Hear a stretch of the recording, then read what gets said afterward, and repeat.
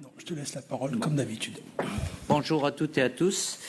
Donc la liste des 23 joueurs pour les 2 matchs qui nous attendent, Ukraine-France et France-Islande. Gardien de but, Lucas Chevalier, Mike Maignan, Brice Samba. Défenseur, Lucas Digne, Malo Gusto, Lucas Hernandez, Théo Hernandez, Ibrahima Konaté, Jules Koundé, William Saliba, Dayo Upamecano. Milieu de terrain, Désiré Doué, Manu Koné, Adrien Rabiot, Aurélien Tchouamini, Kefren Thuram.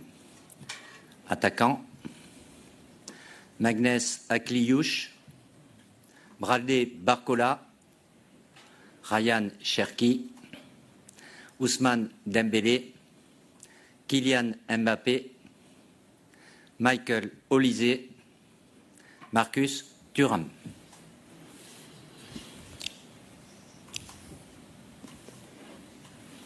On va attendre qu'il visualise un peu au cas où.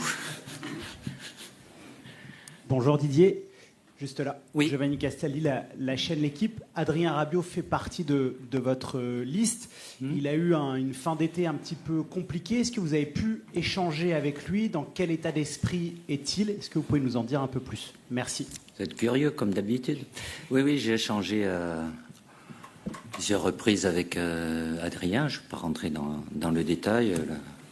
La situation, vous avez plus ou moins d'éléments. Donc voilà, il a fait sa préparation avec les matchs amicaux, son premier match, puis il s'est passé ce qui s'est passé.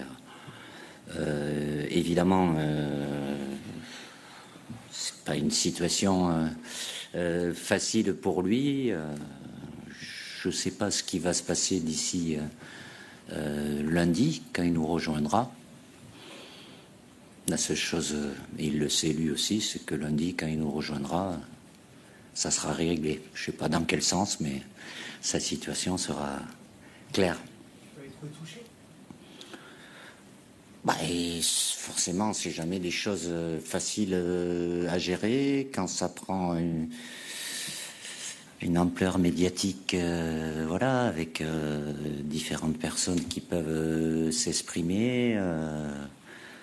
Après, je ne vais pas dire qui a raison, qui a tort. J'ai discuté avec lui. Je sais très bien ce qu'il m'a dit. Après, vous avez peut-être d'autres infos.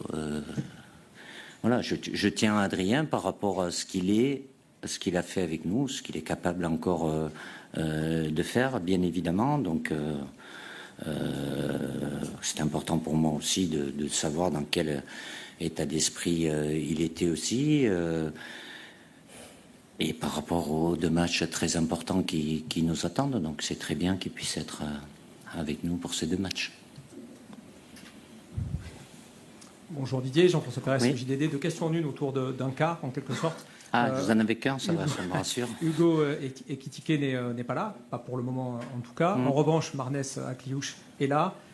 Pourquoi maintenant pour les deux? Enfin, pourquoi pas pour Hugo et pourquoi maintenant pour Marnès? Merci. Pourquoi pas? Évidemment, Hugo, de par ce qu'il a fait déjà la saison dernière, là vous le voyez peut-être un peu plus parce qu'il est à Liverpool, mais on le suivait aussi quand il était à Francfort où il a fait une très bonne saison. Après, tant mieux pour lui, le fait qu'il est à Liverpool et qu'il continue à avoir une bonne efficacité, c'est très bien. Après, c'est la concurrence au poste aussi. Je suis pas là pour les accumuler, mais évidemment qu'il a le potentiel pour être en équipe de France. Il n'est pas, lui, s'il a un registre qui est essentiellement axial.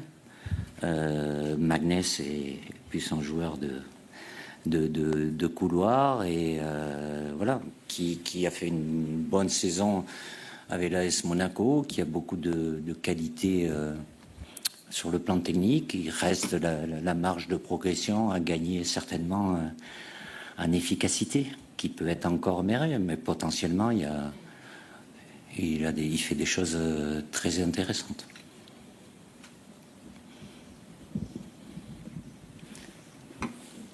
Bonjour Didier, Vincent Duluc à l'équipe. C'est ta 14e rentrée de sélectionneur. Tu as annoncé au mois de janvier que ce serait la dernière. Est-ce que ça provoque chez toi un sentiment particulier? Non, c'est clair, c'est net. Ça me change rien. Je vais rien changer pour ça. J'ai la même envie, la même détermination, avec voilà l'objectif qui est devant nous, se qualifier, même si malheureusement c'est comme si c'était quelque chose déjà acquis, mais je sais trop bien que les phases de qualification sont jamais simples. Là, on est en plus dans une formule réduite, on n'a que 6 matchs, donc c'est réglé entre septembre, octobre et novembre, avec rajouter à ça conditions athlétiques des joueurs qui est forcément pas optimale, du fait qu'il y en a beaucoup qui ont repris tardivement, qui ont eu une préparation plutôt écourtée, donc focaliser là-dessus. Je vous le dis sincèrement, même si ça semble pour beaucoup une formalité, j'ai payé suffisamment cher à un moment dans ma première vie de se voir avant d'y être, faisant ce qu'il faut pour voir les États-Unis. Et ça passe là on a 2 équipes d'un très très bon niveau avec l'Ukraine et l'Islande, donc toujours un éveil, évidemment que l'équipe de France est et reste compétitive avec beaucoup de joueurs de qualité, mais le haut niveau ne permet pas le moindre relâchement. Donc je suis, comme toujours, avec mon staff, bien focalisé là-dessus, sans penser... voilà, vous le savez, tout le monde le sait, ça change rien pour moi, si ce n'est après un objectif, il y a toujours un autre objectif, et là on en a un qui est essentiel et très important, c'est la qualification pour la future Coupe du Monde. Bonjour Didier, Nicolas Paillard, InfoSport Plus, Canal Plus au niveau des caméras. Quand on regarde la liste des attaquants, on voit des hommes très en forme, une richesse au niveau offensif de l'équipe de France. Est-ce que ça vous fait plaisir déjà? Et comment bien conjuguer tout ça pour être encore plus efficace au niveau de l'attaque des Bleus? Merci. Oui, il y a un potentiel entre ceux qui sont là et ceux qui pourraient y être. J'ai le choix. Donc forcément, je ne peux pas tous les prendre, mais à nous de faire en sorte de maintenir cette efficacité offensive qui est plutôt bonne, que ça n'aille pas à l'encontre de la solidité défensive aussi, mais j'ai jamais eu l'idée première de ne pas faire une équipe qui puisse créer des problèmes à l'adversaire. Maintenant, de par le statut qu'a l'équipe de France, évidemment qu'il y a une attente qui est de plus en plus élevée, importante, des exigences aussi, donc voilà, avec un groupe malgré tout, malgré la qualité, c'est un groupe qui est jeune, très jeune, qui a été rajeuni bien évidemment, qui a moins d'expérience, moins de vécu, mais en capacité, en potentiel, il est important, mais ça passera. L'année dernière la saison dernière a été importante dans ce sens-là, puisqu'il y a beaucoup de joueurs entre ceux qui sont revenus et ceux qui ont été intégrés. Et voilà, ça se fait pas en claquant des doigts. Le très haut niveau international avec les équipes nationales, donc c'était mon objectif. J'ai maintenu ça et c'est quelque chose qui va nous servir sur cette saison aussi, et là avec l'objectif qui est très important pour nous. Oui. Bonsoir, bonjour Didier, Philippe Sanforge pour RTL. Lucas Chevalier intègre l'équipe de France pour son 4e rassemblement consécutif. Il semble s'installer dans le groupe, mais il n'a pas encore eu de minutes de jeu, pas de sélection. Est-ce qu'on peut l'envisager sur un des 2 matchs ou est-ce que c'est pas le bon tempo? Écoutez, il est là. Sur un plan personnel, évidemment, son changement de club l'expose aussi plus. Non pas qu'il n'avait pas de lumière à Lille et d'exposition médiatique, mais c'est pas la même qu'au PSG. Donc, il est là. Après, évidemment, il y a une hiérarchie chez les gardiens, même si je vous apprends rien, elle peut être évolutive, mais c'est très bien pour Lucas, ce qui j'enlève rien à Mike avec ce qu'il a été capable de faire avec nous, où il a été très décisif au mois de mars, et il l'a été aussi au deuxième match contre l'Allemagne. Donc je ne vais pas me plaindre là aussi d'avoir des gardiens, ça a été souvent le cas, d'avoir 3 gardiens de haut niveau, sur le fait de pouvoir jouer. Je sais qu'il attend ça sera une étape aussi. Ça se passera là ou plus tard, ça arrivera à un moment ou à un autre, même si je sais que c'est important aussi le poste spécifique de gardien, et j'ai toujours fonctionné comme ça, que la priorité reste le numéro 1 à partir du moment où il maintient son niveau de performance. Les joueurs de champ, il y a un peu plus de changements. Le gardien, c'est un peu plus spécifique, mais logiquement, il sera amené, lui aussi, à connaître sa première sélection. Oui, bonjour Didier, François Piner, MC Sport.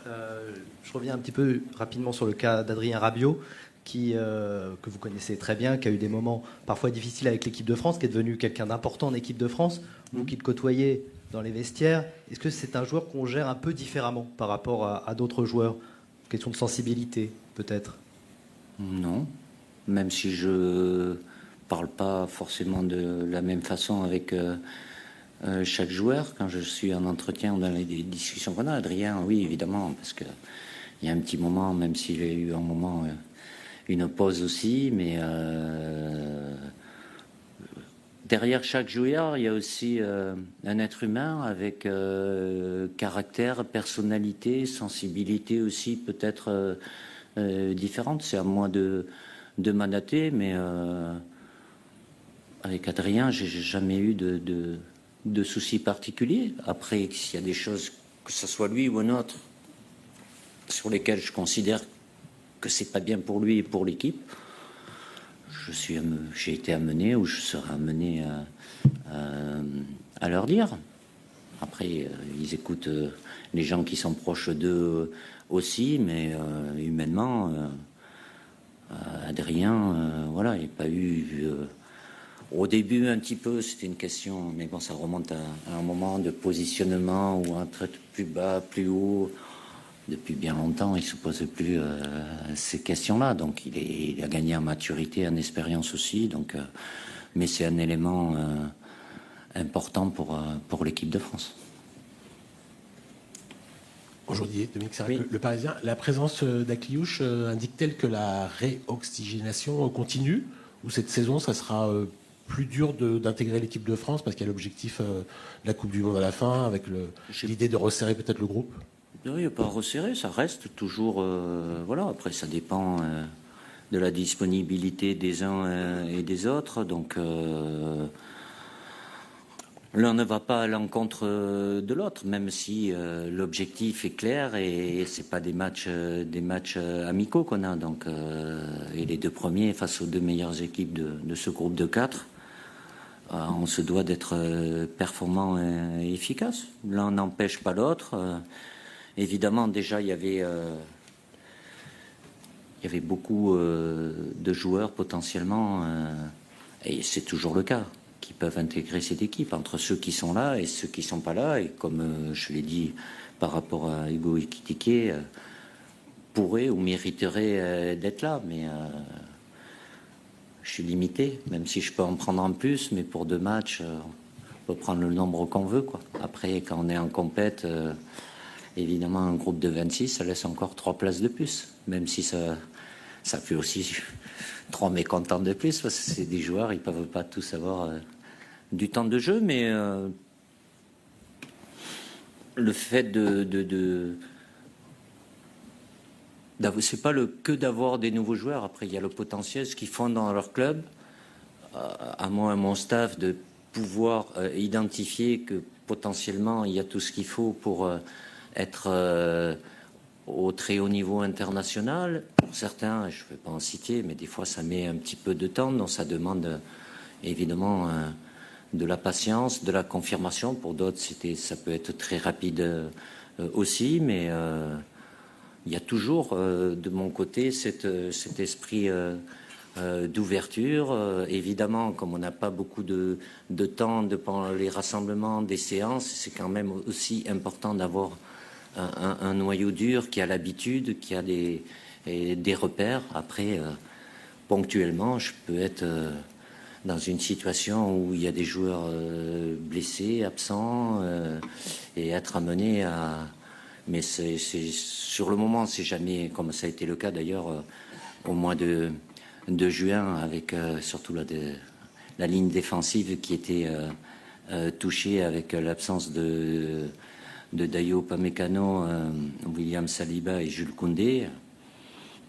Voilà, ça élargit les possibilités à chaque rendez-vous, là, septembre, octobre, novembre, avec des choix qui sont forcément limités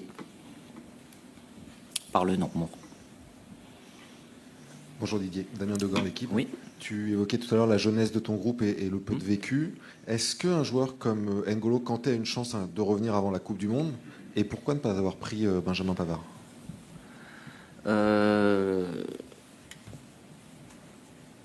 Oui, par rapport aux joueurs qui ont pu arrêter ou qui étaient là, et N'Golo en fait partie, que N'Golo soit toujours, NJ soit toujours sélectionnable, c'est le cas.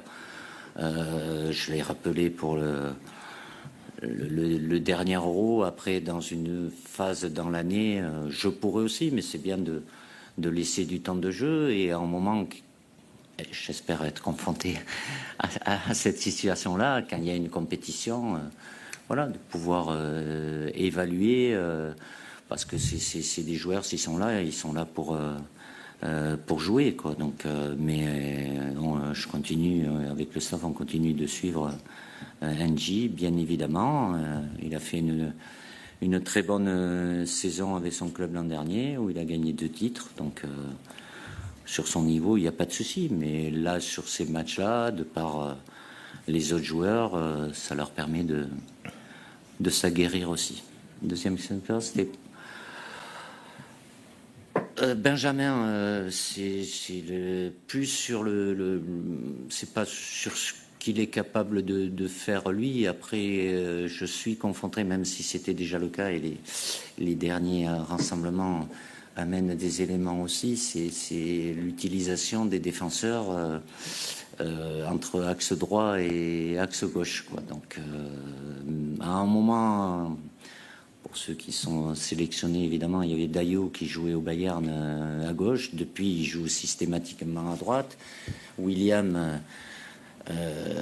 joue avec nous et le fait plutôt bien ou très bien, même si ça lui demande toujours une petite période d'adaptation, parce qu'il joue lui aussi à droite, donc c'est pas forcément les mêmes appuis, les angles de passe. Et dans les défenseurs centraux droitiers, ils sont tous exclusivement axe droit. Donc je préfère aussi avec Lucas, même s'il n'a pas un temps de jeu énorme, lui il a l'expérience, il a les repères aussi, donc j'ai préféré prendre cette option-là, où il peut être aussi, au cas où, une solution sur le côté s'il y a besoin.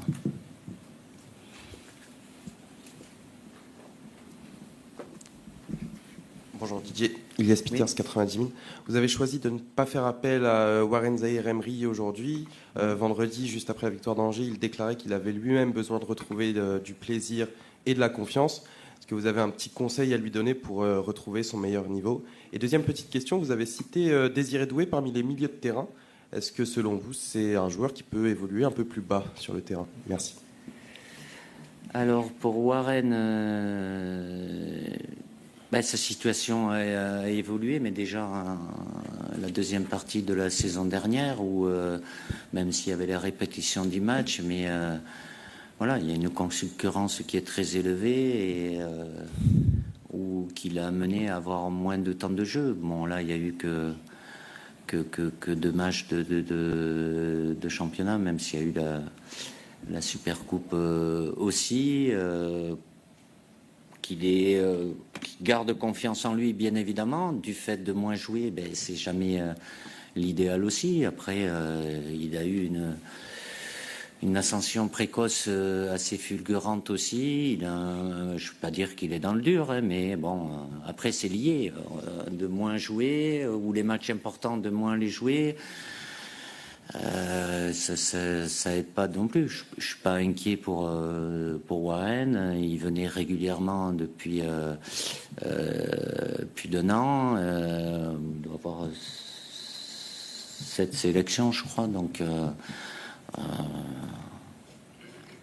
il a tout pour lui, devant lui, mais ponctuellement aujourd'hui, vous suivez le PSG, donc il y a 3 joueurs qui commencent plus les matchs que lui, même si dans la rotation, il se retrouve impliqué aussi, quoi. Et après, la deuxième... Oui, je mets au milieu, après, c'est pour équilibrer un peu, autrement vous allez dire que je suis un entraîneur trop offensif, donc je ne voudrais pas que vous en y arriviez à cette conclusion-là, quoi. Donc. Mais c'est un milieu offensif, comme Michael Olise est un milieu offensif, comme Ryan l'est aussi. Entre milieu offensif, c'est pour répartir, pour qu'il n'y ait pas trop de... Mais il a cette capacité, mis à part, et c'est pas une plaisanterie, mais il a cette capacité aussi à pouvoir, il le fait avec son club, c'est pas le même registre, il est moins décisif que lorsqu'il est dans la ligne d'attaque, mais il a aussi cette polyvalence et la possibilité de pouvoir jouer au milieu, quoi. Rebonjour Didier, Giovanni Castelli, la chaîne L'Équipe. Est-ce que ça vous a traversé l'esprit de rappeler Olivier Giroud, vu la situation de Randal Colomwani, il fait un bon début de saison à Lille. Et deuxième petite question par rapport aux anciens... il y a toujours par deux. De 2018, vu ce qui s'est passé avec Warren Zaïre-Emery, est-ce que ça vous a aussi traversé l'esprit de rappeler Corentin Tolisso? Merci. Apparemment, vous n'avez pas été gentil avec lui, il s'en rappelle. Pas du tout. Il y a les images, elles sont implacables. On oublie des fois ce qu'on a dit il y a 1 an, il y a 2 ans. Moi aussi, moins. Bon. J'ai perdu le fil. Olivier a été clair. Alors, il a rajouté 3 mots qui vous intéressent par rapport à tout ce qu'il a pu dire. Jamais dire jamais. Vous avez retenu que ça apparemment. Mais il a dit beaucoup d'autres choses. Je suis très heureux pour lui que ça se passe comme ça. Tant mieux. Même avant ce début de championnat, il a une cote d'amour qui n'a pas toujours été au même niveau, même de votre côté d'ailleurs. Vous en faisiez peut-être partie comme d'autres, mais enfin bref. Tant mieux. Après, voilà, il a fait ses adieux et il sait qu'il y a une nouvelle génération, comme il a dit. Il a été un joueur très très important, décisif pour nous, qui a mené, qui a contribué à des titres. Tant mieux. Il a eu une saison difficile, très difficile, la saison dernière aux US, et là que ça continue. Il doit bien le vivre et c'est toujours agréable de sentir ce soutien populaire et médiatique qu'il n'a pas toujours eu. Coco a fait une bonne saison. Il reste, il est surtout dégagé de ses pépins physiques qui lui permettaient pas d'enchaîner. Donc il fait partie et on suit bien évidemment, même s'il a une position qui est un peu différente aussi, qui est plus haute, où il est performant avec son club. On est attentif, il n'y est pas là, mais de par ce qui peut se passer, même si c'est un joueur voilà, qui a un vécu, une expérience, même si les années passent aussi, mais je suis déjà content pour lui qu'il soit performant comme il est, qu'il ait envie de l'équipe de France, oui, ils en ont tous envie. Là, c'est pas le cas. Après, on verra, même si, évidemment, il y a beaucoup de monde, parce que des joueurs qui sont venus, vous allez peut-être m'en ressortir un autre, même s'il n'a pas encore repris. Oui. Ah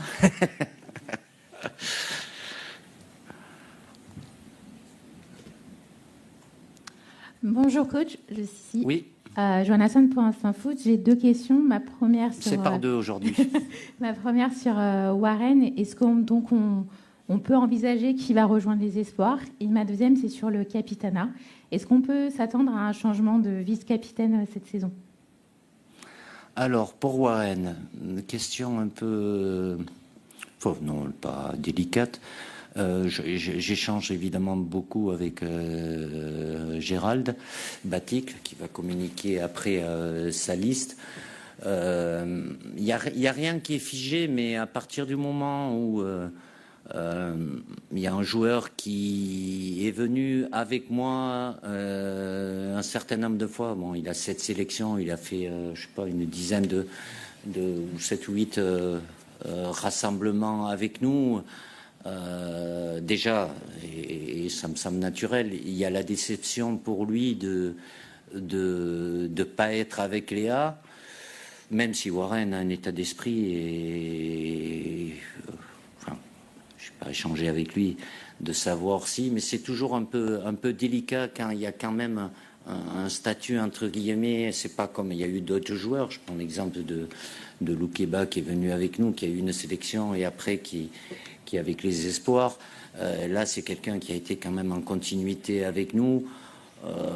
Sur un plan psychologique, je peux me mettre à la place des joueurs aussi. C'est peut-être pas l'idéal. Après, Gérald a la liberté de pouvoir choisir. C'est vrai qu'il est en catégorie d'âge pour pouvoir être chez les espoirs, mais il vous le dira peut-être aussi, puisque je ne vais pas vous donner les noms, mais il a eu certains cas aussi qui sont venus à moi, vous allez chercher peut-être après, et puis après que ça vient un peu en reculant avec les espoirs, sans compter que les clubs peuvent être aussi un peu réfractaires. Peut-être c'est pas le cas de Warren, parce que voilà, comme on me l'a posé avant la question, qu'il a envie d'avoir du plaisir de jouer, lui jouer peu importe où avec qui, mais malgré tout, voilà, il n'y a rien de figé, il n'y a pas une ligne en disant oui à partir de temps sélection ou quoi, mais il y a aussi à tenir compte de l'aspect psychologique et humain pour les joueurs. Il y en a eu des années avant aussi c'est un peu comme le sentiment d'être rétrogradé un petit peu, donc c'est pas toujours évident. Après qu'ils viennent une fois avec moi de par la situation, qui après, quand il y a compétition avec les espoirs et ils peuvent jouer un rôle, pourquoi pas, mais là voilà, ça fait partie des éléments qui amènent, de par l'expérience, le vécu avec d'autres, chaque cas, chaque situation est différente. L'autre, le vice-capitaine, oui, le capitaine, vous le connaissez. Après, tout dépend qui est sur le terrain, qui joue pas. Mais évidemment qu'en termes de leader, il y en a plusieurs à qui j'ai donné cette responsabilité aussi, parce que ça permet de franchir une étape supplémentaire. Donc ça a toujours été important d'avoir des leaders. Après, c'est pas le fait d'avoir le brassard, c'est une responsabilité aussi, qui peuvent aller bien à certains et moins bien à d'autres. Donc je choisirai en fonction du moment, mais le capitaine reste le capitaine et c'est Kylian. Mais il n'est pas seul et il a besoin lui aussi de s'appuyer vis-à-vis du groupe d'autres joueurs qui ont le leadership. Encore un absent, Didier, c'est Randal Colomwani. Est-ce que ça a été dur de ne pas le prendre? Est-ce que c'est pas tu te dis pas l'équipe de France était une bouffée d'oxygène pour lui quand il a eu des problèmes, et là Ouais, mais là il y a une situation évidemment, ça n'a pas été toujours simple pour Randal, même si avec nous il a été très très souvent compétitif et efficace, mais là il est dans une situation où il n'y a pas de temps de jeu, un entraînement à part. J'espère qu'il pourra trouver une solution jusqu'à lundi lui aussi qui lui permette de pouvoir être joueur actif. Mais de par voilà, là, il y a des éléments sur le plan athlétique et temps de jeu avec les exigences internationales qui peuvent pas être compatibles forcément, même s'il s'entraîne, mais à part, je sais pas avec qui et comment, mais il n'est pas dans un rythme normal d'une équipe et il participe pas au match non plus, donc et ça fait beaucoup de temps puisque depuis cet été, voilà, alors que là, déjà que j'ai des joueurs qui par la force des choses ne sont pas et ne peuvent pas être au maximum de leur potentiel. Voilà, je lui souhaite, comme lui aussi le souhaite certainement, qu'il y ait une situation qui puisse se régler, qui va dans son sens d'ici lundi. Oui, Didier, Marcus Thuram compte 30 sélections et 2 buts. Est-ce qu'il est très très fort avec l'Inter. Est-ce qu'il y a un blocage en équipe de France? Je sais pas, je pense pas. Peut-être. Il y a un cap à franchir. Après, à sa décharge, voilà, il joue dans un système bien spécifique à l'Inter, à 2 attaquants. Avec nous, je l'ai pas souvent utilisé dans un poste axial. Je l'ai utilisé sur le côté. Même si c'est quelque chose qu'il est capable de faire et qu'il a fait avant d'être à l'Inter. Il a tout, et chaque saison, la saison dernière a été très bonne pour lui à l'Inter. Là, il est bien reparti aussi, donc il a des situations, mais malheureusement, ça n'a pas basculé du bon côté avec nous. Même si, je le répète, j'ai eu à plus l'utiliser dans un rôle sur le côté que plus dans l'axe. Oui, Didier, on se souvient que la saison passée, la reprise n'avait pas été idéale avec cette défaite contre l'Italie. Ça correspondait aussi à une période délicate sur le plan personnel pour Kylian Mbappé, qui est le leader capitaine, et parfois un peu le baromètre. C'était il y a un an. Tout va bien aujourd'hui. Le soleil est là, il n'y a pas de nuages, il n'y a pas de vent. Sa saison paraît très bien démarrée, il semble apaisé physiquement. Il est très bien. Comment est-ce que vous analysez cette nouvelle saison qui s'ouvre pour lui? C'est le même constat.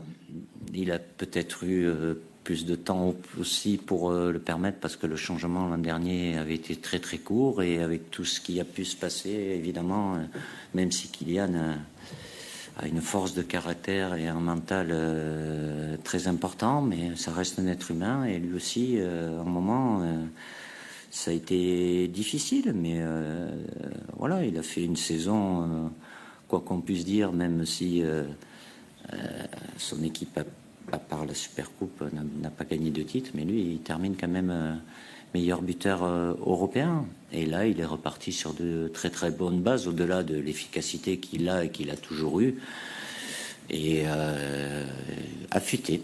Donc c'est plutôt une très bonne chose, et avec l'attachement qu'il a toujours pour l'équipe de France et la responsabilité qui est importante pour lui à travers le fait qu'il soit capitaine de cette équipe.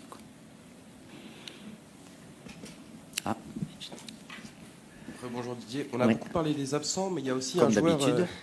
Il y a des présents aussi. Oui, il y a un joueur qui continue de s'imposer, c'est Manu Koné, qui n'a manqué aucun rassemblement depuis sa première l'année dernière à ce même moment de l'année. Donc, comment avez-vous jugé sa première année avec vous donc l'an passé, et quelle est sa marge de progression en équipe de France? Merci. Manu, oui, je pense que, enfin, il fait partie, ça arrive des fois, des joueurs qui sont un peu sous-cotés ou sous-évalués. Moi, je le considère avec un très très gros potentiel. Avec nous, il a été performant, il est avec son club, bon, il reste à l'AS Roma, enfin, apparemment. Et il avait déjà fait avec, à travers les JO de très très bonnes choses. Et avec nous aussi, donc ça demande encore de la confirmation, mais dans un registre bien spécifique, même s'il a la capacité à se projeter, il aime bien ça aussi, mais s'il est là régulièrement, c'est que je considère qu'il fait partie des joueurs qui sont appelés à chaque fois. Après le temps de jeu, bien évidemment, il peut être plus ou moins important, mais à chaque fois que j'ai eu à faire appel à lui, il y a des petites choses à corriger, notamment dans ses débuts de match où il a souvent tendance à se faire cartonner. Donc quand on est milieu de terrain, qu'on prend un carton très tôt, voilà, des fautes qu'il peut éviter, mais après, que ça soit en termes de récupération et dans l'utilisation du ballon, il est capable de faire des choses très intéressantes. Et on va terminer cette conférence de presse avec une question de Jean-François Pérez du JDD. On ne va parler du tout de... Vous l'avez pas reconnu quand même. Bah, je suis désolé, on va essayer de faire connaissance un peu plus tard. Ah, ça me regarde pas. On n'a pas parlé des éliminatoires qui débutent la semaine prochaine. On aura évidemment le temps d'en reparler la semaine lundi, prochaine. oui. Mais ce premier match contre l'Ukraine en Pologne, est-ce que ça ne démarre pas par le plus difficile, voire le plus piégeux? Pas piégeux, mais difficile, c'est la réalité. Déjà, on est confronté, c'est nouveau, un groupe de 4. Après, on m'a posé la question, est-ce que c'est mieux à 5, à 6? Là, on est à 4, donc il y a 6 matchs. Hein. Et on a que ce soit l'Ukraine chez nous ou là-bas, même s'ils ne jouent pas chez eux, malheureusement pour eux. Oui, ils ont un soutien national qui est très, très important. Et puis l'Islande qui a de la qualité aussi. Donc c'est pour ça, être vigilant, on ne peut pas se permettre de penser que, surtout pas. D'ailleurs, j'avais averti les joueurs après notre dernier match contre l'Allemagne, c'est pas se voir là-bas, surtout pas. Il va falloir faire ce qu'il faut, et on a du répondant en face de nous sur ces 2 matchs. C'est pas avoir de la crainte ou quoi que ce soit, mais préparer ça toujours sérieusement, comme on l'a toujours fait, pour bien se positionner après ce premier rassemblement, puisqu'après il y aura que 4 matchs, quoi. Et ça c'est très vite. On n'a jamais été confronté en septembre-octobre, en 3 mois, à jouer une qualification. Donc l'objectif est là, mais voilà. Comme je l'ai dit avant en préambule, oui, ça semble tellement une normalité on se pose même pas la question. L'équipe de France, elle est déjà qualifiée, non. Et ça nous est arrivé par moments. Passez-moi l'expression, on est passé entre la colle et l'affiche. Quand ça passe, ça passe.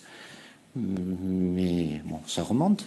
Mais des fois, ça passe pas. Donc, respectons nos adversaires. Que l'équipe de France soit forte, qu'il y ait du potentiel, oui. Et ça doit nous permettre d'atteindre cet objectif. Voilà, merci. Et rendez-vous lundi à Clairefontaine à 14h, toujours avec Didier. Voilà, c'était Didier Deschamps, donc en direct du siège de la Fédération française de football. Il a donc dévoilé sa liste de 23 joueurs pour les 2 prochains matchs des Bleus, qui, je le rappelle, seront donc le 5 septembre prochain en Pologne face à l'Ukraine, et le 9 septembre, ce sera du côté du Parc des Princes face à l'Islande. Les Bleus qui vont donc lancer leur parcours vers la Coupe du Monde 2026, avec donc Adrien Rabiot. Rémi Dumont, c'était la grosse interrogation d'avant cette liste, et il est bien présent dans la liste donc de Didier Deschamps. Ouais, et puis l'info supplémentaire, c'est que visiblement son cas avec l'Olympique de Marseille sera réglé lundi, puisque c'est Didier Deschamps qui l'a dit en personne. Hein. Donc il restera ou pas, en tout cas ce sera tranché lundi. Donc c'est une info pour les supporters marseillais évidemment. Donc à voir où il sera, mais c'est surtout dans quel état physique il sera, parce qu'on rappelle que depuis sa bagarre avec Jonathan Rowe, il a été écarté du groupe, il s'entraîne à part. Donc en termes de niveau physique et athlétique, c'est pas la même chose que quand il s'entraîne avec le groupe pro. Donc on verra si il commencera les matchs. Je pense que si j'allume votre micro, c'est quand même mieux. Je pense qu'en gros, il sera peut-être pas forcément titulaire contre l'Ukraine. Ça dépendra évidemment de son match, mais enfin de son état physique. Mais en tout cas, il est bien sélectionné. Puis Marnes Akliouche de Monaco est appelé pour la première fois. J'allais vous en parler. Avant de parler de Marnes Akliouche, quelles sont les dernières infos qu'on a sur la situation de Rabiot? Vous le dites. Mis sur le départ par ses dirigeants, Roberto De Zerbi lui a rouvert les bras ce week-end après la victoire face au Paris FC. Quelles sont les dernières infos RMC Sport là-dessus? Les dernières infos RMC Sport, et notamment celles de Flo Germain et de Fabrice Hawkins, c'est que la balle est dans le camp d'Adrien Rabiot, puisque comme vous l'avez dit, Roberto De Zerbi lui a tendu la main. Adrien Rabiot est resté pour l'instant silencieux depuis le début de cette affaire, qui commence mine de rien à remonter, puisque c'était il y a 2 semaines. Ouais. Donc peut-être s'attendre à des excuses publiques, ou en tout cas déjà internes dans un premier temps, et peut-être publiques, d'Adrien Rabiot. Ça, c'est justement à surveiller. On sait aussi qu'il y a des clubs qui ont senti le bon coup arriver. Donc on parle notamment de l'AC Milan, d'Aston Villa, qui serait justement venu au renseignement du côté d'Adrien Rabiot, pas du côté de l'Olympique de Marseille, pour prendre entre guillemets la température, savoir s'il serait éventuellement ouvert à un départ. C'est pas vraiment ce qui se dit du côté du clan Rabiot, puisque d'après les informations à RMC Sport, Rabiot souhaiterait plutôt rester à l'OM. Pour y disputer la Ligue des Champions cette saison. Exactement. On le disait, donc l'autre grosse information de cette liste de 23 joueurs, c'est l'absence de Randal Kolo Muani déjà. La première convocation en équipe de France pour Marnes Akliouche, donc l'attaquant de l'AS Monaco, qui a été donc préféré à Hugo Ekitike. C'est un choix surprenant selon vous? Alors c'est surprenant vu le timing, parce qu'on va le dire très clairement, on en parlait hors antenne, mais la différence de performance de Marnes Akliouche entre la fin de saison dernière et ce début de saison là est quasiment nul, puisque il a été plutôt bon, il marque des buts, il est titulaire, donc pourquoi ne pas l'avoir appelé en juin dernier et maintenant? Peut-être parce que justement il a eu 23 ans depuis, et que il fait peut-être plus partie du projet de l'équipe de France Espoir pour justement les prochaines qualifications de cette catégorie-là. Maintenant, c'est peut-être aussi parce qu'on peut s'attendre, peut-être, je ne sais pas, faudra justement surveiller les compos d'équipe et les mises en place tactiques de Didier Deschamps aux entraînements, mais on pourrait peut-être le voir du côté droit de l'attaque de l'équipe de France, peut-être pour replacer un Dembélé dans l'axe. Ça reste quand même compliqué, parce que je vois mal Kylian Mbappé du coup lui coulisser du côté gauche, parce que ça voudrait dire que Théo Hernandez ou Lucas Digne serait obligé de défendre derrière Mbappé, qui monte souvent, donc qui laisserait un couloir gauche de l'équipe de France assez libre en fait. Hugo Ekitike, donc qui n'a pas été appelé. Didier Deschamps a dit qu'il avait le potentiel pour intégrer cette équipe de France. Il pâtit de la concurrence. Il faut qu'il s'accroche, Hugo Ekitike. Qu'il continue, qu'il en fasse encore plus avec Liverpool. Faut qu'il s'accroche. Le problème pour lui, malheureusement, c'est peut-être qu'il a été bon tout de suite. Donc du coup, on en attend beaucoup. Maintenant, il va devoir continuer à être performant, à enchaîner les buts, et surtout être indiscutable dans le comportement et dans les statistiques pour peut-être avoir sa chance. Après, faut pas oublier aussi qu'il y a une journée de championnat qui va avoir lieu ce week-end, avec des potentiels blessés. Évidemment, on l'espère pas pour les joueurs de l'équipe de France, mais du coup, s'il y a des blessés en attaque, évidemment, on peut se dire que ça ferait peut-être partie des premiers choix pour Didier Deschamps d'appeler Hugo Ekitike. Mais pour l'instant, c'est pas le cas. On verra si le destin veut qu'il soit appelé. Le malheur des uns fait souvent le bonheur des autres. Effectivement, c'est la loi dans le football. On va revenir au milieu de terrain, parce que j'ai une question à vous poser. C'était l'une des autres interrogations sur cette liste. Corentin Tolisso, qui est bon depuis un an et demi très bon depuis un an et demi avec l'Olympique Lyonnais. Oui, je suis obligé de vous en parler en tant que Lyonnais, malheureusement. Il est petit coucou à BFM Lyon, du coup, évidemment. Alors oui, effectivement, qu'on embrasse, et qui sont certainement en train de débattre là-dessus aussi. Corentin Tolisso, donc le milieu de terrain de l'Olympique Lyonnais, qui n'a pas été appelé, préféré notamment par Khéphren Thuram, par Didier Deschamps.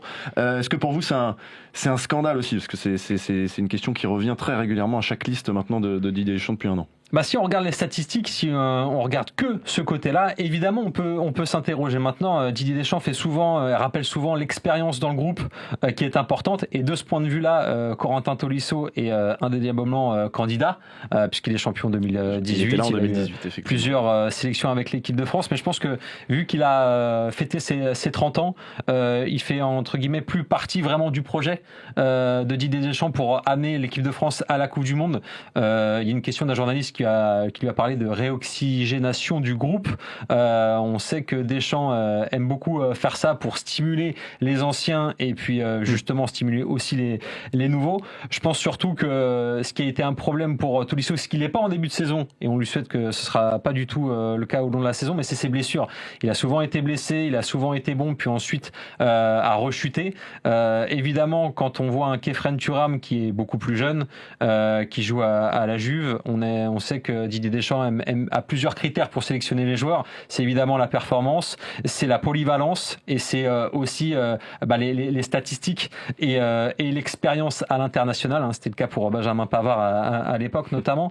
Mais on se dit que Khéphren Thuram a peut-être l'avenir devant lui, alors que Tolisso l'a malheureusement derrière lui. Quand même moins blessé depuis un an et demi. Tolisso pas blessé du tout d'ailleurs. Mais bon, on verra peut-être qu'il profitera lui aussi d'absence pour se faire sa place. On sait s'il a reçu une préconvocation tout de même, Corentin Tolisso. Je crois ce qu'il faut savoir, c'est que les préconvocations sont envoyées à, je crois, une 50aine de joueurs. Ok. Donc il y en a beaucoup.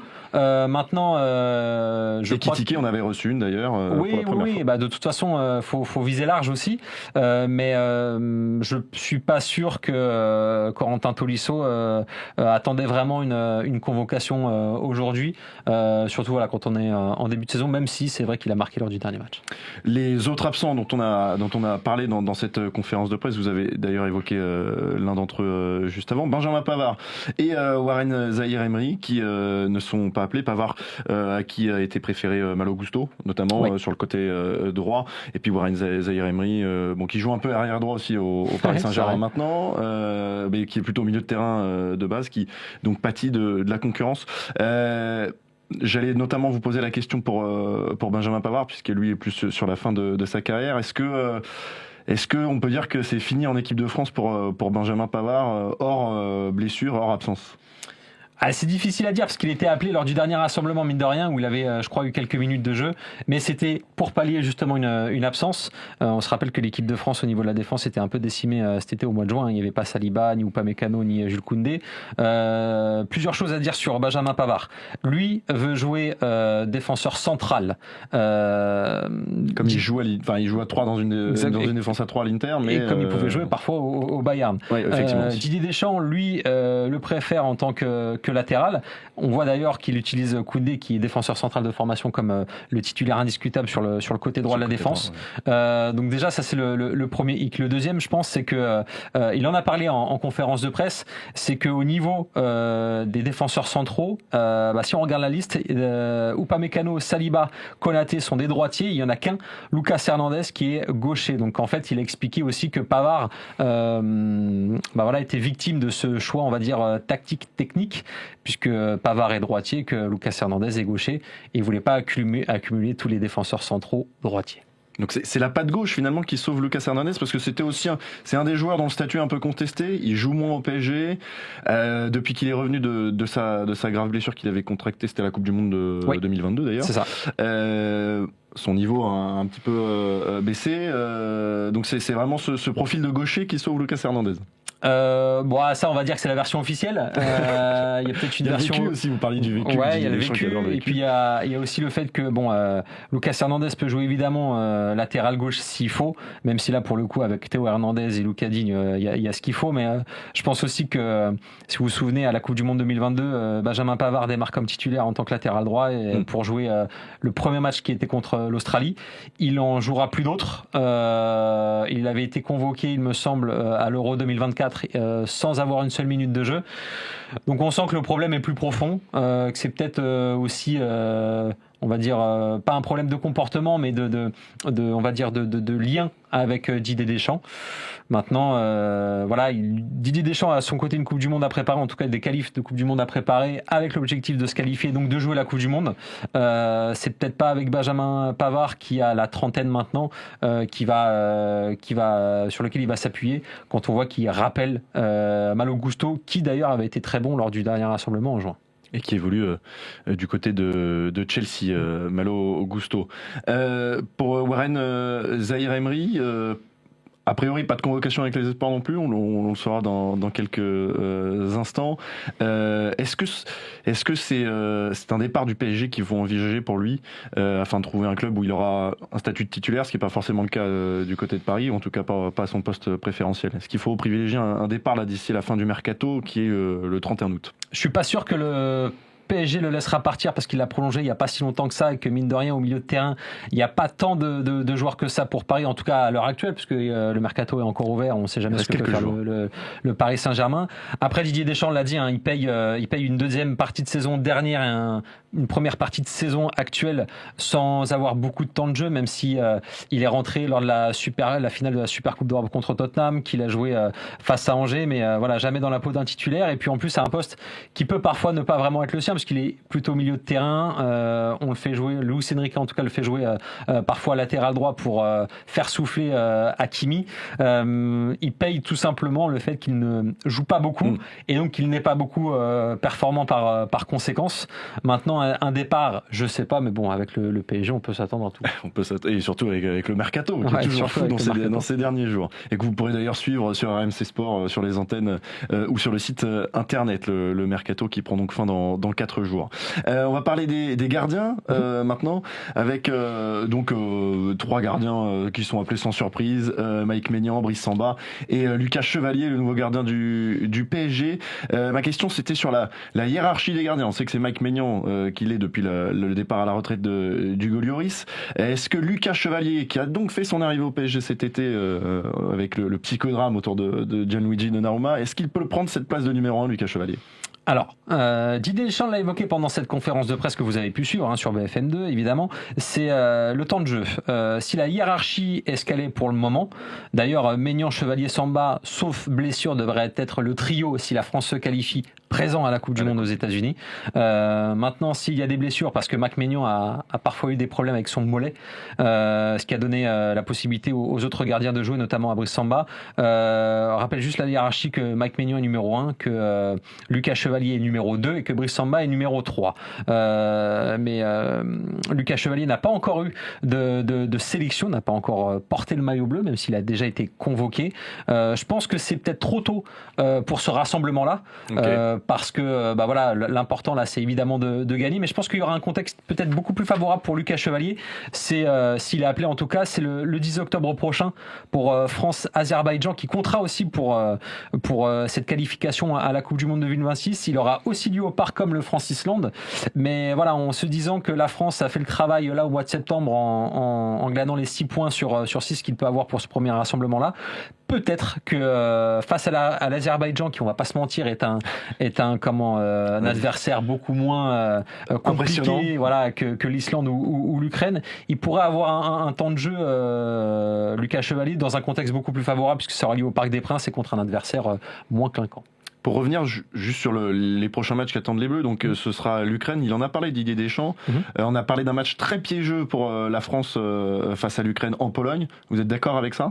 Oui, parce que ce sera face à l'Ukraine, avec le contexte géopolitique qu'on connaît, dans un stade et dans un lieu, on va dire, neutre, mais avec forcément beaucoup de supporters ukrainiens attendus, parce que on se rappelle par exemple sur les dernières éditions des Coupes d'Europe que les clubs russes ou polonais jouaient dans des stades justement qui n'étaient pas les leurs et avaient souvent le soutien du public. Les clubs ukrainiens.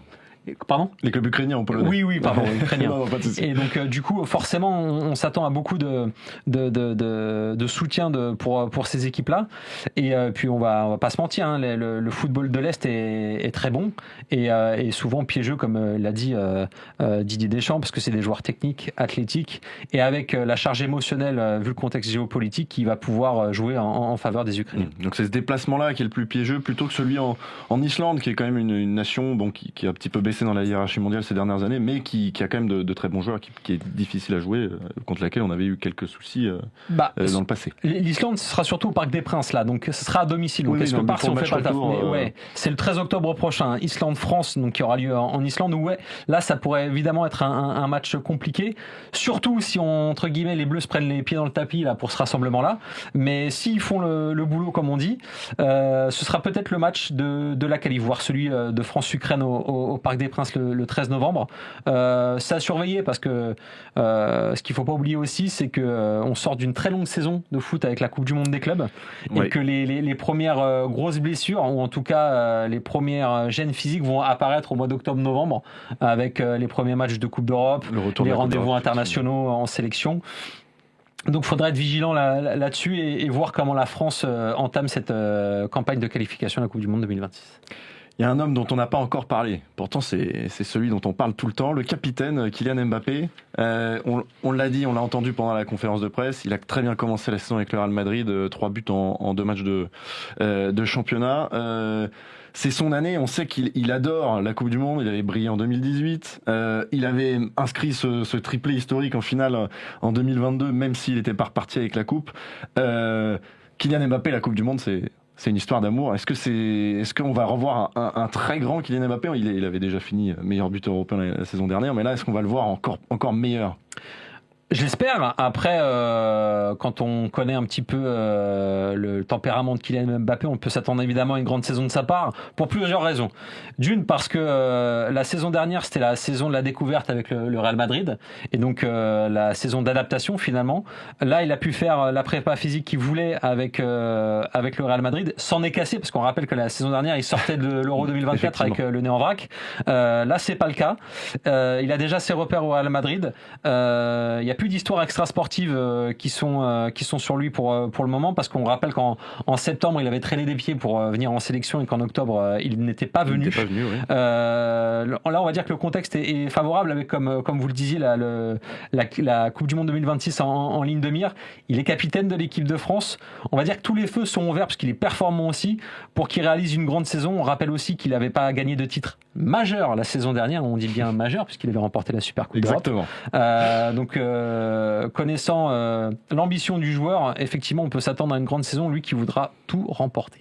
Les dates de la Coupe du Monde 2026, on rappelle que ça se déroulera aux États-Unis, au Mexique et au Canada. Vous pourrez nous rappeler quand est-ce que ça va se jouer, Rémi? Du 11 juin au 19 juillet, et le tirage au sort des groupes de qualification aura lieu le 5 décembre 2025. Et l'objectif pour les Bleus, pour se qualifier à cette Coupe du Monde, c'est simple, c'est de terminer à la première place du groupe D, c'est ça? Première place du groupe, comme ça on évite les fameux barrages qui font bien stresser, même si ça procure de bonnes émotions, surtout quand on se qualifie.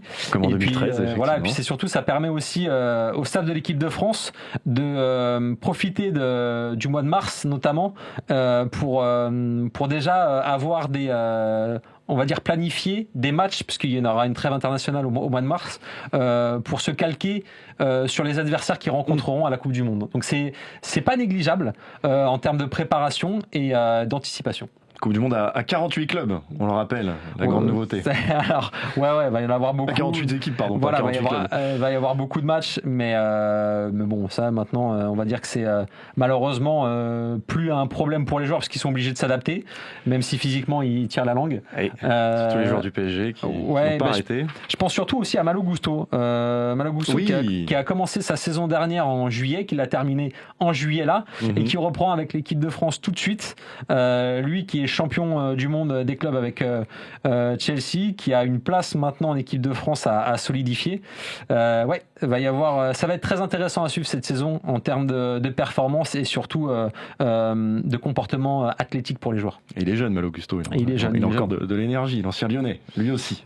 Merci beaucoup, Rémi Dumont. Merci à vous de nous avoir accompagnés pour suivre cette conférence de presse de Didier Deschamps au siège de la Fédération française de football. On rappelle donc les 2 prochains matchs des Bleus. Ce sera le 5 septembre en Pologne face à l'Ukraine, et puis le 9 septembre au Parc des Princes. Rémi, on vous retrouvera ce week-end sur RMC Sport pour la 3e journée de Ligue 1? Absolument pas. Ah mince.